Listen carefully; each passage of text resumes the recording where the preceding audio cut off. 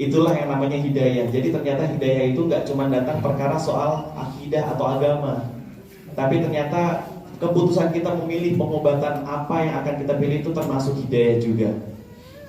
Kalau saja saya mungkin ya, kalau saya dari tahun 2017 sudah mempelajari dokter punggung, mungkin jadinya saya udah bisa say hello sama dokter Indra.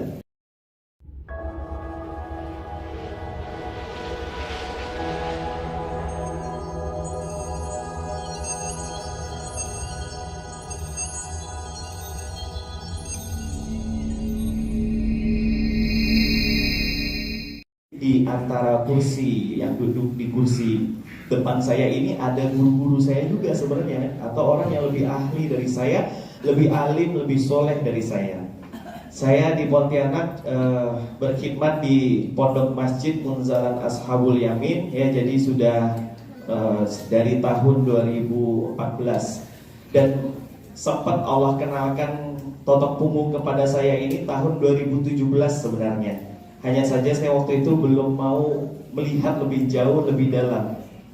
Itulah yang namanya hidayah. Jadi ternyata hidayah itu nggak cuma datang perkara soal akidah atau agama, tapi ternyata keputusan kita memilih pengobatan apa yang akan kita pilih itu termasuk hidayah juga.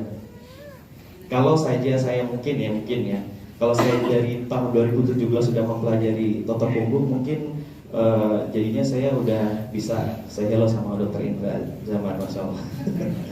Kalau tadi dokter Ola, dokter Sase, dokter Sesat, dan mungkin para dokter-dokter di sini yang sudah mendalami dokter punggung dibilang dokter sesat, tapi kalau saya sih alhamdulillah nggak dokter sesat sih Bapak Ibu ya, tapi cuma nggak punya kawan aja gitu. Telepon gak diangkat, ngajak ketemu nggak mau, takut diajak sesat juga. Enggak ya, bercanda. Ya, ini karena direkam saya harus hati-hati ngomongnya. Baik, sebelum kita masuk lebih dalam, slide saya nggak banyak karena banyakkan gambar saja. Jadi izin saya cerita beberapa ini ya.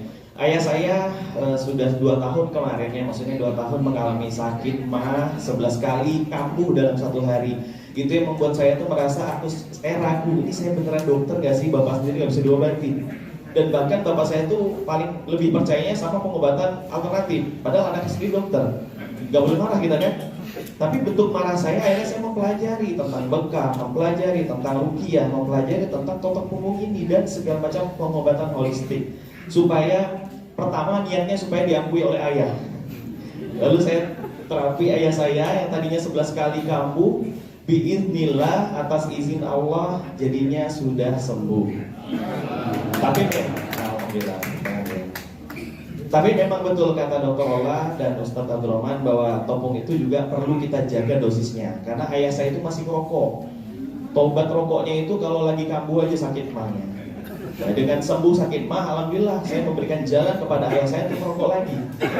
Jadi saya datang seminggu sekali, Pak, yuk totok lagi. Nanti minggu depan datang ke rumahnya lagi, Pak, yuk totok lagi. Jadi biar bisa semangat rokoknya. Gak bercanda ya. Jadi kayak mirip kayak stroke lah, lumpuh sebelah kanan, nggak bisa ngomong. Jadi afasia global, dia nggak bisa ngomong dan nggak ngerti orang, nggak bisa balas orang ngomong apa gitu.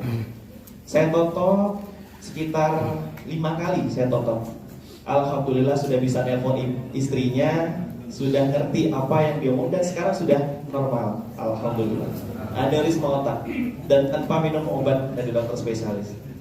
Nah kemudian ada lagi pasien saya, seorang pasien ini batu empedu dirawat di rumah sakit selama 4 hari dan sudah harus dioperasi. Datang ke klinik saya di Munzalan sana, saya totok 2 kali.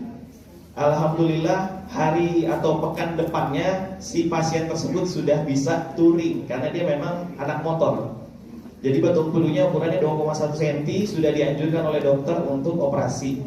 Kemudian kita totokin, alhamdulillah totok ketiga dia sudah bisa touring, sudah bisa keluar kota lagi dari Pontianak ke Palangkaraya naik motor. وَإِذَا مَرِضْتُ فَهُوَ يَشْفِينِ وَإِذَا مَرِضْتُ فَهُوَ يَشْفِينِ وإذا مرضت فهو يشفين